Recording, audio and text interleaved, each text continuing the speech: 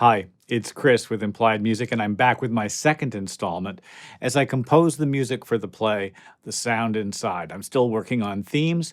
Let's take a look at what came up this morning.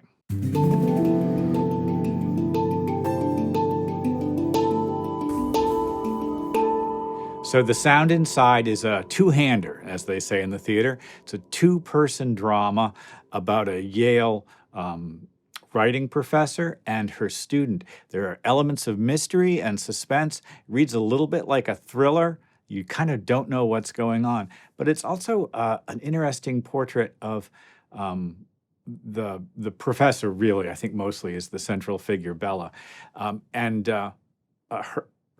She has an illness, which sort of is a big part of the dialogue. So here's the title page of the play. It's by Adam Rapp. It's a fairly short play, but we think maybe we'll be using music quite a bit as scenes change and perhaps as underscore for direct address when a character speaks directly to the audience. Also to sort of excavate the interior life of the characters and the mystery surrounding them. So I guess from experience, one thing I know in a show is it's nice to have a lot of slightly esoteric music just to sort of create mystery and excitement. But it's good to have something that almost feels like a pop chord progression. So today's experiment was that.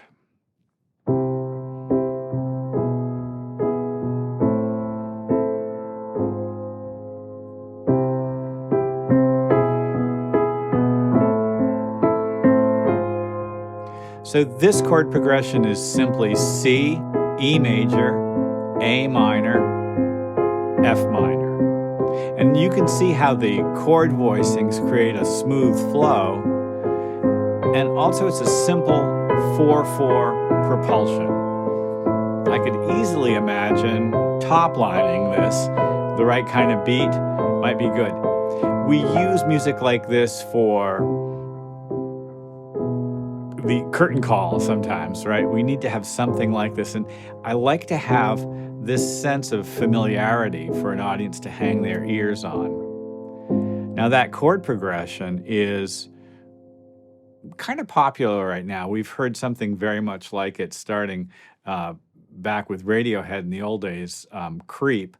And then Billie Eilish's song Happier Than Ever uses something like that as well right now. One chord, major 3. It's a kind of a chromatic median, isn't it? And we're going to use that in this show a lot. A minor, that rising half step is so great. And then that A sinks down to A flat. So is what we get. And there's something about that that is kind of creepy, isn't it?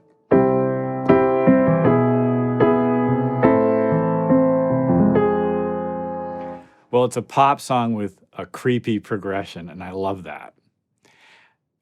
Let me show you what came up next for me, because what that suggested to me was a second concept. And this concept, I want to destabilize that progression a little bit. And I did two things to do it, and you'll see what I did here. Let's listen to it first. First of all, I just want to clue you in. Once the repeated note on the top comes in, we're in 5.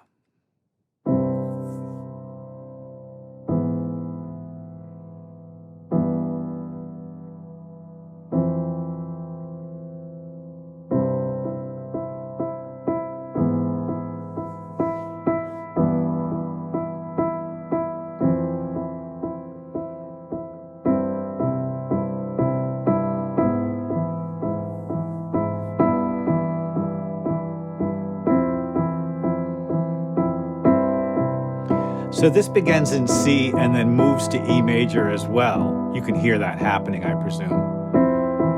And then there's a darker turn.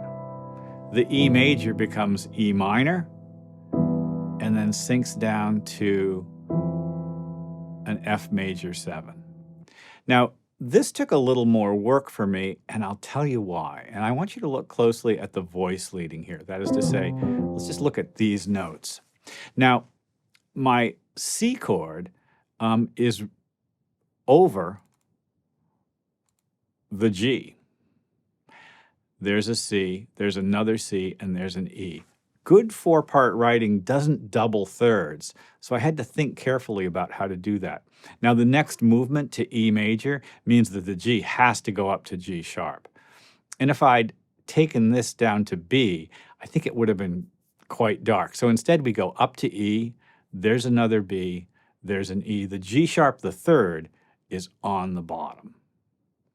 Simple move to the minor. And then when we go to F major, there were a couple of possible solutions. I could have taken this B down to A, but instead it goes up to C. So now we have F, E, that's the major seventh, right? C, E. And I do love that sound. It's kind of a repeating of the major seventh, but there's something really poignant about it that's kind of sharp and biting because we just heard the C here. And now it happens here again. So again, we've got that half-step oscillation in the interior voices that's creating a sense of propulsion and anxiety. Let's listen to it again. Voice leading can be an important part of making chord progressions work and making them exciting. Love that major third at the bass.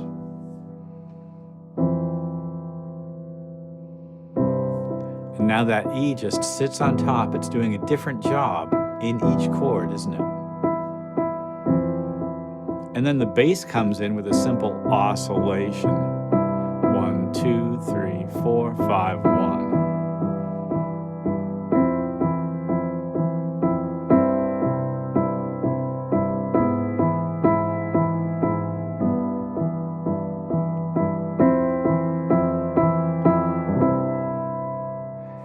When you have conversations with your director and other designers in a show, you want to have music to present them, ideas that you've been working with, because frequently your designers and directors won't have a musical vocabulary. So it's great to have things to refer to. This is still early days for me in the show. We haven't had our first meeting yet. The first read-throughs in like the 2nd of May, something like that. But I'm making pieces so that I can point to this and we can talk about that. It would be great if it was faster. What if it was a little bit brighter? I'd like to go darker here. Can we have something that's punchy? Those kinds of conversations are very often just about imagistic ideas coming from the director, and we need to translate that into musical terms. It's really great to have things to refer to.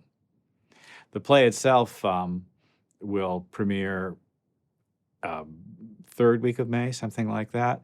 And I'm going to do more of these as we go forward because it's fascinating the kinds of considerations and accommodations that we have to make in order to work collaboratively with actors, designers, directors. It's all part of a fascinating process. Well, I hope this has been useful. Like and subscribe and ding the bell. You'll be notified when I do my videos. I'll see you next time.